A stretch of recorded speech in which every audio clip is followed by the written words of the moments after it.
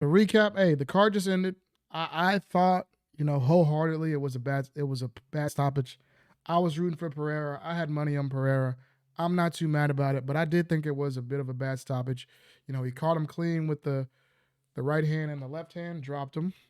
Then he's landing these, short shots, couple elbows, and then Yuri kind of falls. Yuri tries to grab his leg, but then falls backwards, and then they stop it. He never appears to be out. He stands right up afterwards. He looks kind of clear eyed, but in the post fight interview, Yuri said he was done. So there's no debating from me. Alex Pereira, double champ in 11 MMA fights, not 11 UFC fights, 11 MMA fights. Double champion. Double champion in glory. Now double champion in the UFC. I mean, honestly, he just went into the Glory Hall of Fame, and I'm damn near willing to say he's just put together a Hall of Fame UFC career in what, 7 fights? I mean, is he not? Every other fighter that has become a double champ is a Hall of Famer. So, I mean, it's hard to debate. I know in the post fight interview, Pereira was, calling for Izzy. He's saying Izzy was a big motivation. I mean, he actually kind of big upped, gave Izzy props for, being one of the motivations to get him off the couch to come do MMA when Izzy was shit talking him, which Izzy probably regrets now. But he said Izzy needs to come up to 205 and they can do it again. But to me, Alex Pereira was 36 years old. The perfect way to cap off his career. He already chased down the guy that he had beef with in kickboxing, beat him at middleweight. He did that. He comes up to light heavyweight. He's done with his own personal beefs. Now he's taking on his OG Glover's beefs. Beats Yuri, who defeated Glover. And then he can now have the chance to defeat the other guy that beat Glover, which is Jamal Hill. And then doing that, chasing your guy down from your beef in kickboxing, and then hunting down both of the guys that beat your big homie. That's a Hall of Fame career to me. That's honestly a movie. The fact that he didn't even start kickboxing until his mid-20s. Didn't even start MMA until his 30s, I believe. And is a Hall of Fame in both. It's insane. It's insane. I mean, I thought he won the first round clearly with the leg kicks. Second round was a little bit more even, but yeah, man. Impressive stuff from Alex, but let's get to the co-main event. The interim, but for me, the real champ, Tom Aspinall. I believe that they should put the real championship on. But let's first talk about the fight. In my prediction, as y'all saw, I've been on a roll with my predictions. My prediction, I said Pavlovich is a powerful puncher, but he's not a Francis Ngannou that's gonna sleep you out cold in one punch. He does barrages. He'll get you up against the fence and he throws 20, 30 punches, and then eventually you fall.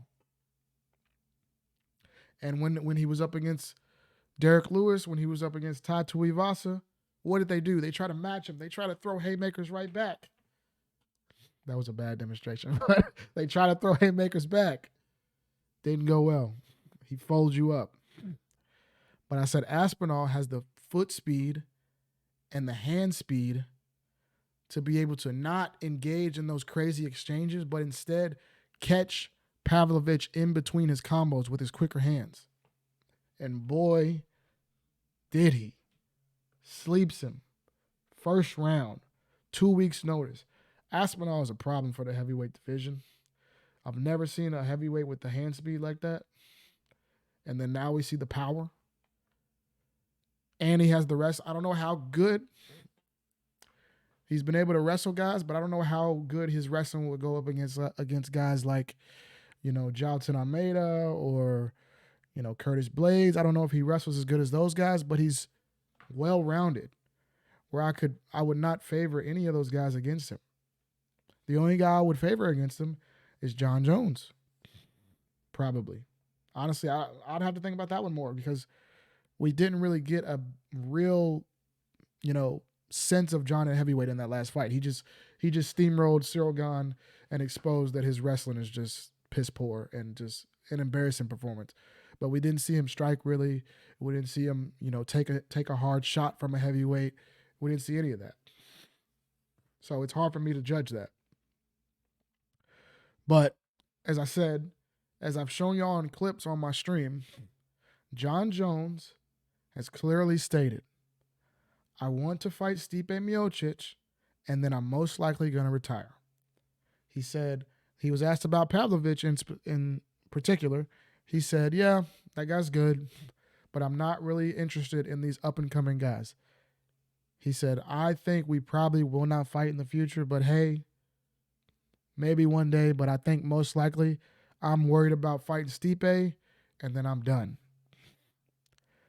And then Stipe, on the contrary, is 42 years old. He has refused to take anything other than a title fight. Pretty sure he wants to just fight Jones and retire. If this card would have went down as it was originally stated, I'm pretty sure we would have had a double retirement regardless of who won in that fight. John Jones, Stipe, both retire. Legacy fight. 2 GOATs. Thank you for the career. Walk off. And I don't see why we can't still have that.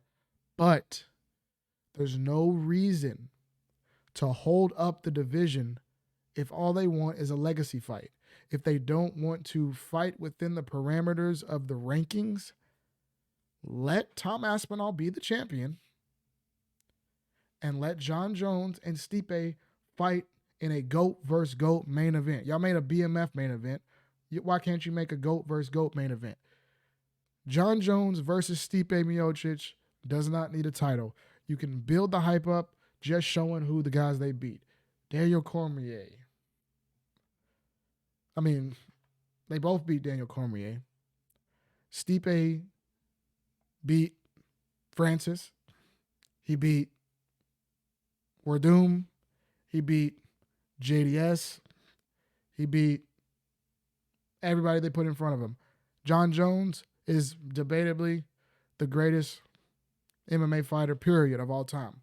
Stipe is pretty much now called the greatest UFC heavyweight of all time. I don't know if I'll say heavyweight of all time. Some people throw Fedor in there.